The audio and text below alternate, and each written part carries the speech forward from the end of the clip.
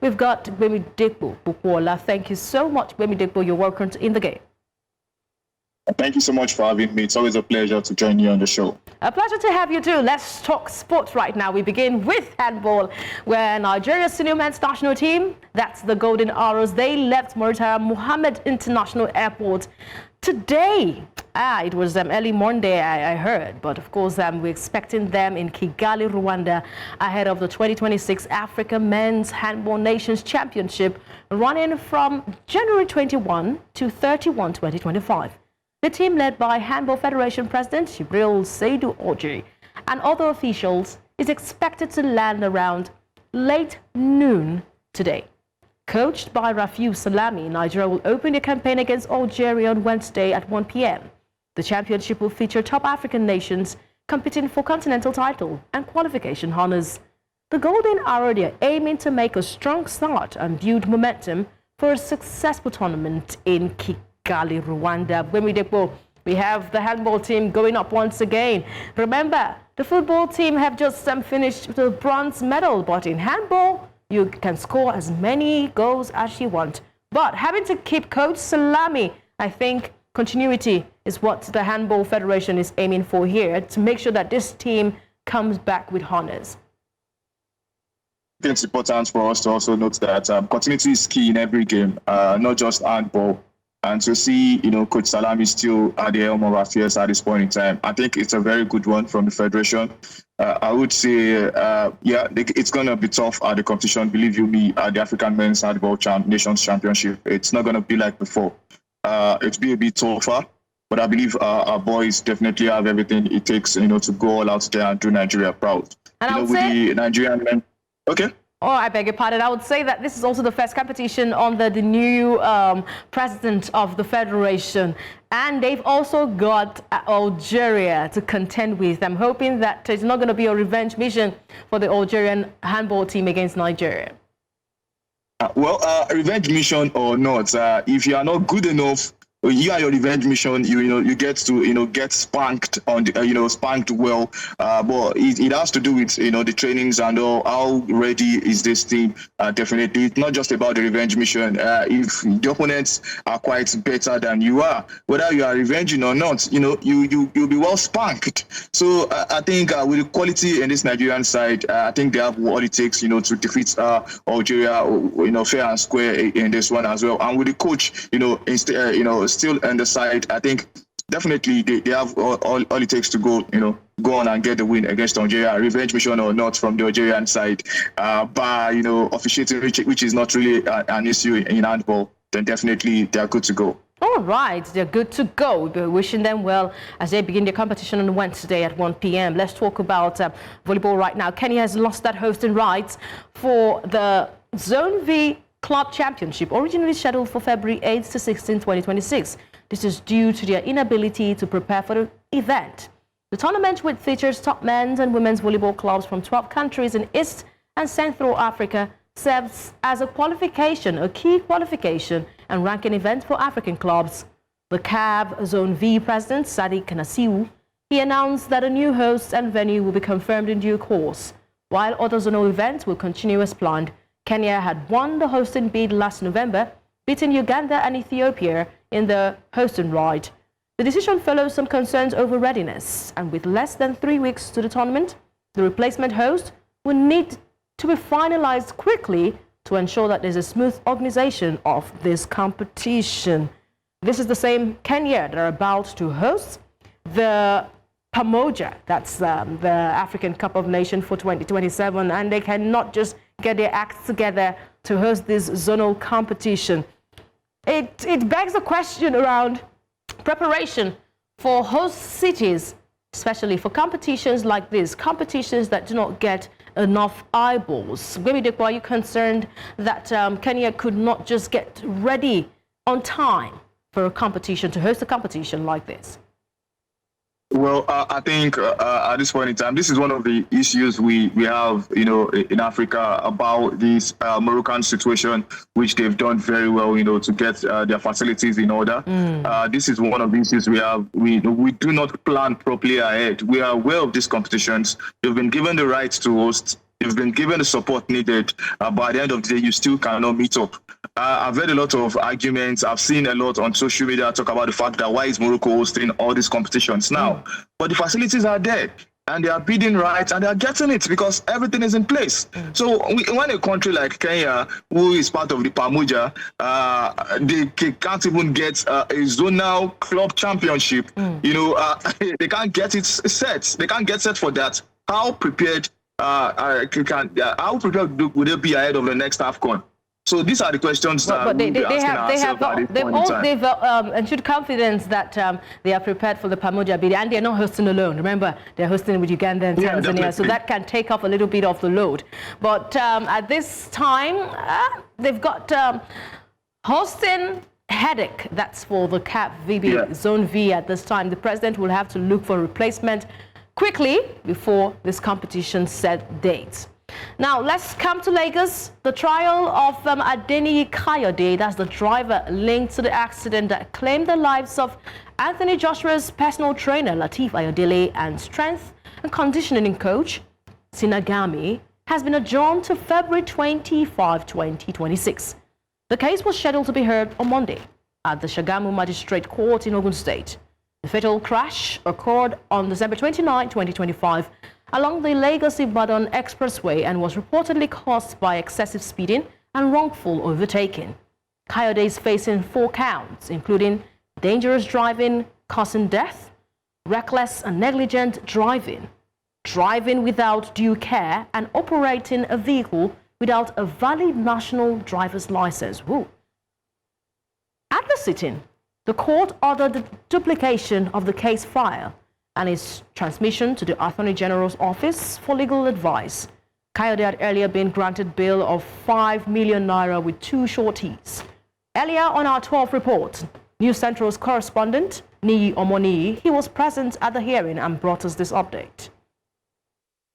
Looking around and trying to observe his facial expression, that is that of the defendant in person of the 46-year-old Adeni Mobolaji Kayode while we were in court. I'm just trying to imagine what was going through his mind during the proceedings, because a case was up before his own case was actually called up, and he just had his face bowed to the ground, covered with his hoodie. He had to remove that once he got into court, and I was just puzzled, just trying to imagine the things that was going through his mind, while every other person involved in these particular accident, the ones who are alive, reeling around, probably been discharged from hospital. He is here facing the repercussion of an action. Of course, he has not been convicted for. The court's charges, we are not privy to it, but one stands out amongst them is manslaughter, which the prosecuting counsel has said carries a life sentence, and that is why during the proceeding, the prosecuting counsel noted that they would like to duplicate the case, pass it to the Office of Public Prosecution through the Attorney General of the State Office so that they can get legal advice. We know in cases like this, when things happen, it's mostly because the prosecution is trying to seek a lesser punishment or some sort of, I don't want to run the concept of court, and I don't want to preempt the court, so I won't be able to say for what reason specifically, but that didn't sit well with the counsel to the defendant. He noted that today was supposed to be for definite hearing, and of course at the Shagamu High Court here, that was what was supposed to happen today. The prosecutor had about 4 witnesses. 3 were present, one from the Federal Road Safety, one from VIO, a police officer, I believe, and of course a medical doctor who he mentioned was absent. So those were the scenarios that played out today. The prosecutor seeked an adjourned date, of course, for these duplication of case to be passed across to the Department of Public Service, Public Prosecution Office, and he had no choice because it's rests on the discretion of the court. The justice who presided over the case was Justice Olufemilayo Shemofon, and she decided in upon hearing the both parties Jesu for points that the case should be adjourned, and of course the prosecuting counsel. Right, our correspondent Niyi Omoniyi brought us that update from the court in Shagamu. Big questions around here because at this time we know the world is watching Bemidepo, and I do not know if it's because the world is watching and that's why we're following up with this case, or because what he has done at the moment cannot be pardoned at all. It must be investigated because it involved an international figure, Anthony Joshua, an athlete, cost the lives of his friends.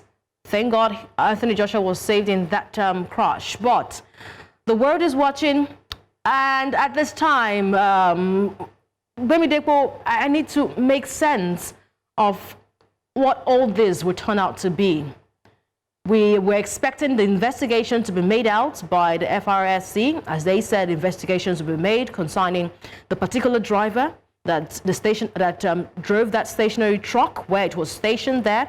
Wanted to know why the driver parked there, why he was offloading soil bins. As they said, they would make the investigation public. But we've not seen that investigation. We cannot at this time establish if the driver what speed he was driving at. We said he was overspeeding, but we cannot establish what speed he was driving at. What evidence, what files are being investigated here?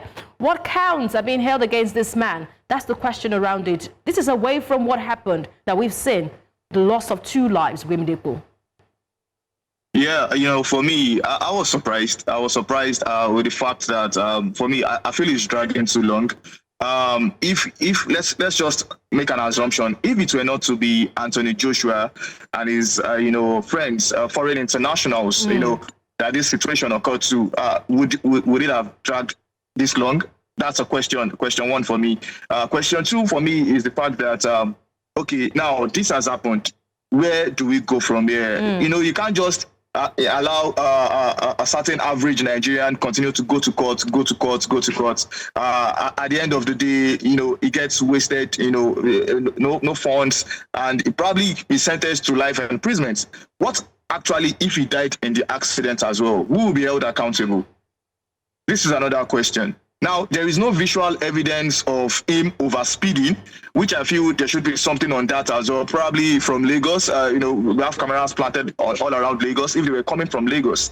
So probably they could have seen, visuals of him overspeeding before you now claim that, okay, he is really overspeeding.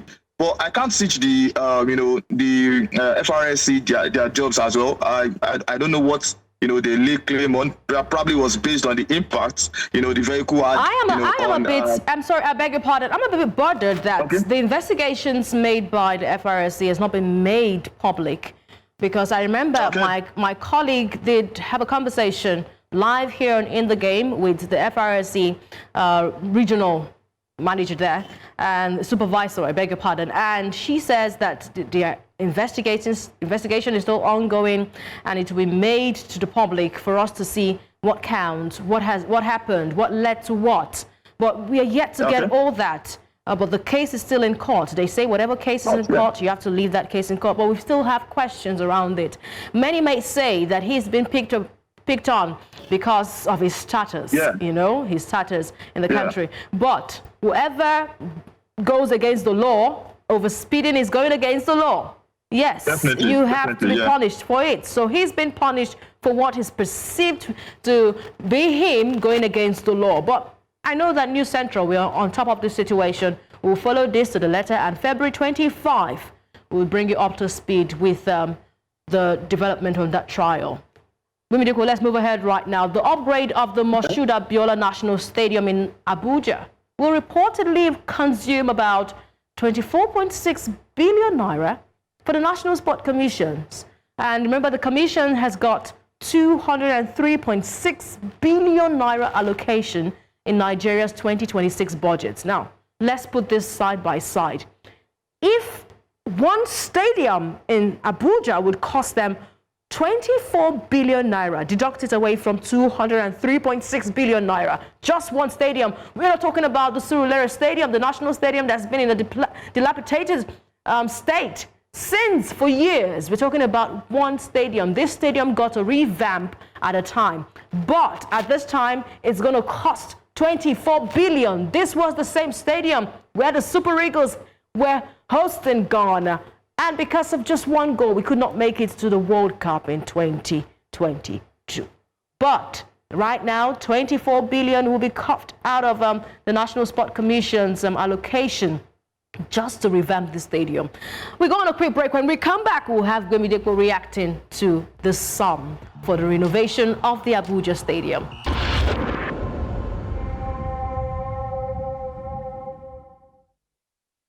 Welcome back. You're still watching In the Game. They say when money speaks, everyone will have to listen. And at this time, the money that is being reported to be the amounts that will be spent for the upgrade of the Moshood Abiola Stadium is speaking at the moment.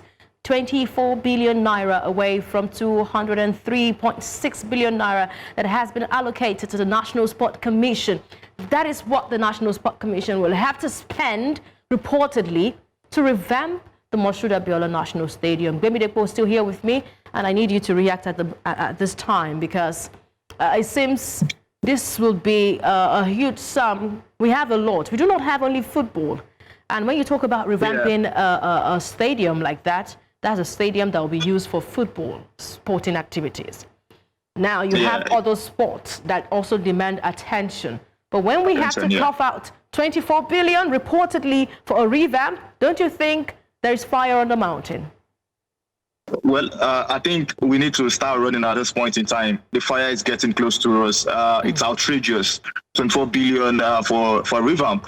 So if we are going to build a new stadium right from the scratch, how much would we be spending? And like you rightly said, I feel we are focusing too much on football and other sports are lagging behind, are suffering from it. So do you think do you think the National Sport Commission should let go of this one and then fix their focus, fix their gaze on other sports that will not cost them so much? Sincerely, I feel, the National Sports Commission can partner with private bodies, private institutions, companies, to come fix that, to revamp, instead of, taking that chunk load, amount to say they want to revamp a stadium that I would say after the revamp, a couple of months down, into the year, it begins to get back into, the bad shape. Because one thing I've noticed when it comes to stadium usage in Nigeria is the fact that we lack the maintenance culture. And it has affected the majority of all our stadiums, apart from the one in Uyo being managed by those that built the stadium, which is according to the contract. And I think if this one is revamped, if it is not, in the contract as well, that those that are revamping the stadium, the 24 billion, that they're probably for the next 5 years or for the next 10 years, they would also be the ones to maintain it. Believe you me, by the time it is in 2 years' time, this stadium will go back to the way it was, or even become more terrible. And that's the problem I have. For me, it is not about spending the money. It is about what happens after the money has been spent. If you put 24 billion in a business at this point in time, and in the next 2 years you are not expecting anything from the business, then is that a profit or a loss? Now, putting 24 billion on a stadium where you are likely not going to make 1 million in a year, then I don't see the essence. Sincerely. Okay. Because just the Abuja Stadium alone cannot host competitions. There has to be other stadiums, the likes of the ones in Lagos, which is still yet to be completed. But let's just ignore that one for now. Okay. Now, this is just an amount reportedly being set aside for the upgrade. And remember that Morocco had to upgrade some of their facilities to host the African Cup of Nations. They're still upgrading at the moment, and we still build new ones. So I think Nigeria should just make it easy for themselves. We can just take a leaf from Morocco and see how they were able to upgrade, the amount, who did the upgrade. That person will be fair enough to do this upgrade for Nigeria. But I am also concerned that are we upgrading because we have our 4 sides to host competitions in the near future? Now, I think that's the right question you're asking at this point. Like I said earlier on, if you are upgrading or revamping a stadium, why are we revamping? The next 2 years, if it is not being used for probably a continental competition, I'm not talking about WAFU B now or WAFU C, or I'm talking about a proper continental competition, which I feel just one stadium cannot hold. So if you revamp a stadium for 24 billion, just one stadium, what is the idea behind it? That's the question. Okay. Is it just for the Super Eagles to come play friendly or to just come play qualifiers in? If that is the reason, then I think it's a waste of money, total waste of money. Okay. They can continue to go rent Uyo for that. All right.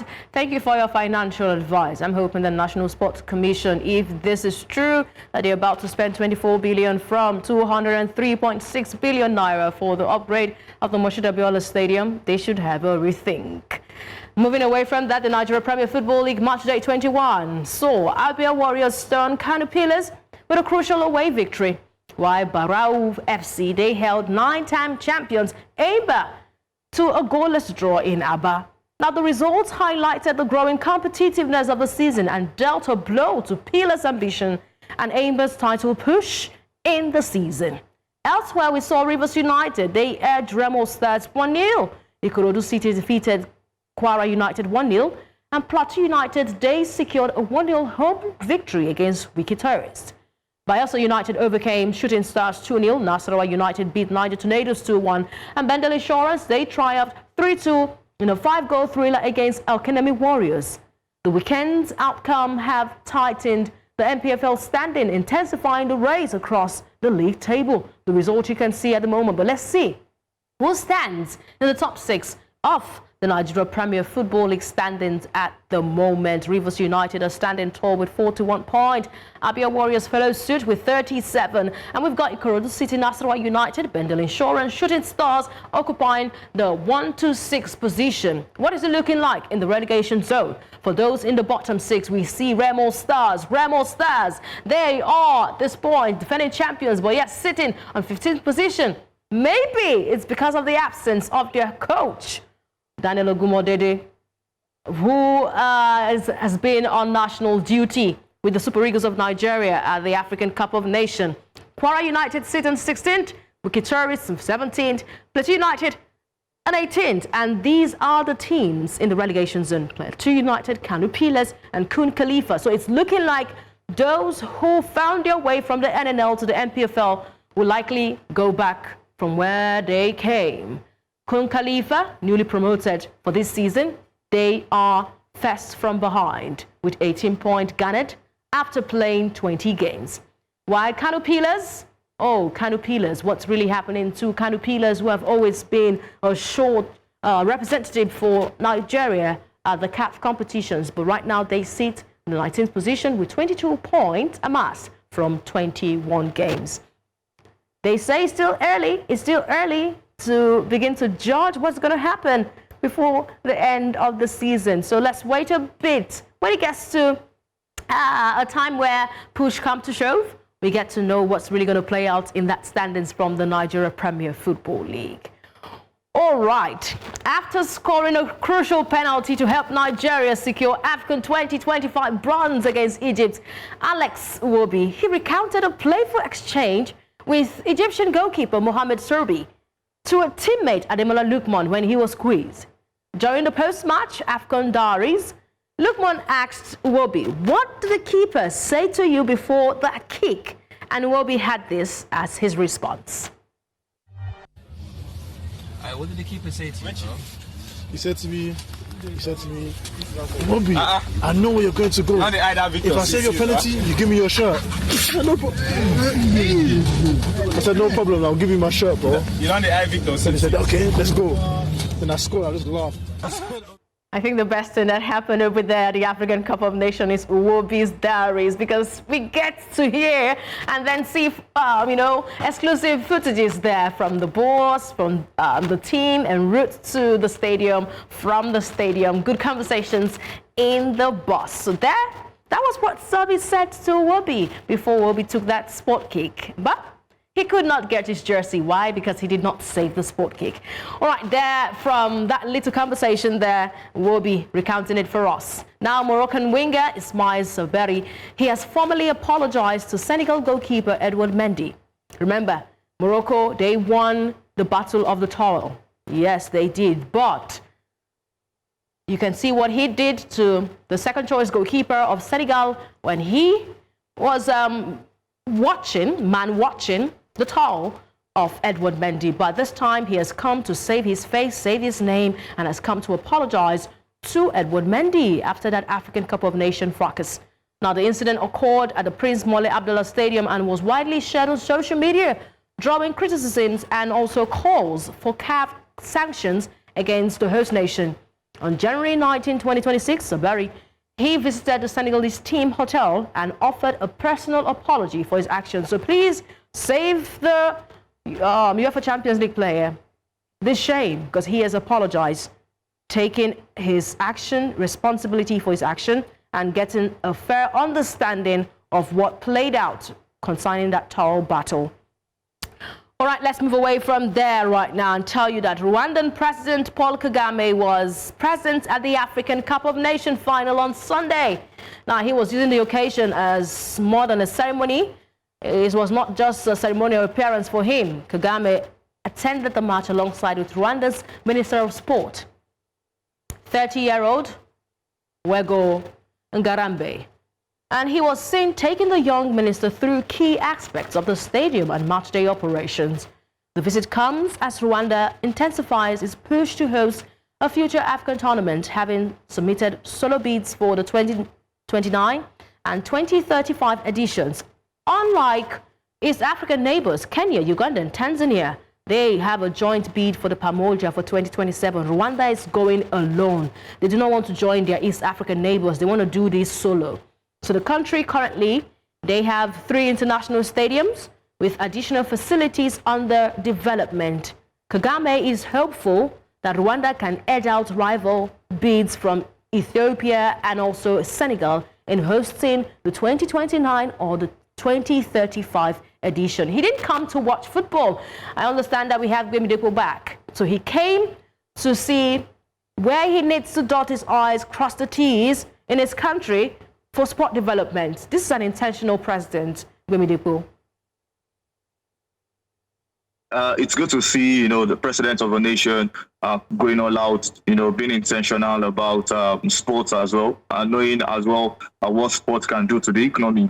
It's both financially wise and, both sporting wise as well. I think it's a good move, also coming with a young minister, who very, very young sports minister. And I think the president's coming as well helps to give opportunities to the young minister as well to relate with people and get to network and plan ahead. Because planning for the AFCON does not take a year, it doesn't take 2 years, it takes a couple of years as well. And it takes beyond what happens on the field of play to what happens outside, the economy as well. It affects the economy positively as well. So I think this is a very good move. Okay. He was not just there to watch football. I think he was there for, bilateral relations as well, which was very good at that moment. All right, I'm very concerned about bilateral relationships. We know what happened to that word when it was used sometime in 2021. But moving away from that, Akor Adams struck twice in the second half, including a stoppage time penalty as Sevilla. They fought back to secure a 2-2 home draw against Elche on Monday.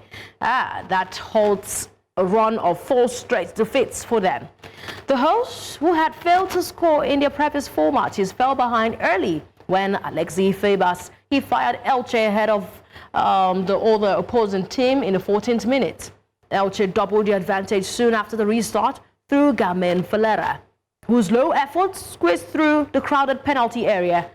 Sevilla finally found a breakthrough when the one man who was the stellar man, who was the brightest finish there for Nigeria, the African Cup of Nations. He was the reveal boy, the poster boy, Akor Adams. He came into the fore. He was able to score 1 goal for them, open play, and also a penalty. He was able to convert a penalty. Akor Adams is the next big deal for the Super Eagles of Nigeria. He carried the anger from Morocco down over there for the UEFA Champions League, for Sevilla there in the La Liga. Now, of course, it's a big thing to see Akor scoring, even after registering his name in the score sheets for Nigeria at the African Cup of Nations. Quickly, let's go right now to the UEFA Champions League. We are pressed for time. Arsenal, the only unbeaten team in this season's UEFA Champions League, they travel to face Inter Milan in northern Italy for the UEFA Champions League encounter after a 40-day break. Now, the Gunners, they lead group stage standings with 18 points from 6 matches, but they have struggled in the Premier League, drawing their last 2 fixtures, including a goalless draw with 17th place Nottingham Forest. Inter Milan co-leaders with Arsenal after 4 UEFA Champions League matches. They enter a 2-game European losing streak, but they are unbeaten in their last 11 Serie A fixtures, topping the Italian league by 3 points. A win or draw for Arsenal would secure automatic qualification for the UEFA Champions League round of 16. Both sides would likely field near full-strength lineups, setting the stage for a high-stakes clash in San Siro. Now, it's a big conversation when you hear the UEFA Champions League and you see Arsenal, who have been unbeaten right now, coming to the fore, but they have to face Inter Milan. Joining us in the conversation at the moment will be sport journalist from Salford, United Kingdom. We've got Will Phillips. Thank you so much, Will. You're welcome to In the Game. All right, Will, let's have this conversation going right now. Arsenal traveling right now to Inter Milan after a long mid-season break. Will, how significant is this match reading versus the squad quality? Also in deciding the outcome of such a high-stakes encounter in the UEFA Champions League? I think that Arsenal will probably have to think themselves as favourites. You've got to think that the quality of the squads, Arsenal is probably ahead. But they both play similar styles of football in the fact that they're very defensively solid. So I wouldn't be sure if we're going to see a high-scoring game by any means. And I do actually think that this season, Inter probably got the better attacking players. So I can really see Inter actually getting something from this and Arsenal having to wait a little longer to qualify for the round of 16. All right, a 40-day break. Several fixtures, including Manchester City against Bodo Glimt, Real Madrid against Monaco. This feature teams in contrasting domestic form from different areas. Will, how much does this domestic momentum influence the UEFA Champions League performance at this stage, very critical stage that we are right now? I think domestic performance is always important because you want to be in good form going into these big games. But I think for a club like Real Madrid that obviously have the history they've got in the Champions League, it probably matters less than it does for a lot of other teams because every season they go into the Champions League expecting to win, which is not something that a lot of the other clubs can say. So even though, yes, I think they are second in La Liga right now, a point off Barcelona in first, just had obviously a new manager after Xabi Alonso was sacked. So even though they do have a few things going against them, and Monaco have been in good form, it's Real Madrid in the Champions League, so you always have to give them the benefit of the doubt, don't you? All right, let's give them the benefit of doubt indeed. Let me bring into this conversation Arsenal and Inter Milan, a history of tight encounters in Europe. They don't see eye to eye. In your view, let's do the tactical setups like Inter's 3-5-2. Will it pose a particular challenge for teams that are relying on great attacking flair like Arsenal? Well, like I said earlier, I'm not actually sure Arsenal do rely on that attacking flair as much as it might first seem. I think a lot of their goals this season have been scored through set pieces, same as last season. So they make the most of fine margins, Arsenal. And so their new striker, Victor Gyökeres, has not exactly hit the ground running. Marco Moreno has proven himself as a very solid option in that 9 role, but even he is not a natural striker. So their attacking flair, you could say, hasn't got as much flair as you might think. So I do believe that Inter can probably cope with that and probably get a result, like I said. All right, let me hear you right now. I need to hear what your take is concerning this fixture between Inter and Arsenal. All right, for me, I think it's going to be a very competitive one from both sides based on history. Past 4 games, 2 wins for both sides. That's 2 wins each, 2 losses as well. I think in Italy, it will take a lot for us now to get the win. But definitely, you never can say never with Arsenal's current form. They've been outstanding this season, winning 6 out of 6. I expect it to be a very tough game, probably a narrow win, 1-0 or max a 2-1 win. But definitely, Inter is also a team that can always spring surprises. Like you rightly mentioned, the 3-5-2. This is a formation that would trouble any team based on choking the midfield and have a striker like Lautaro Martinez, in front that would do the damage. Definitely, they can always spring the surprise on you.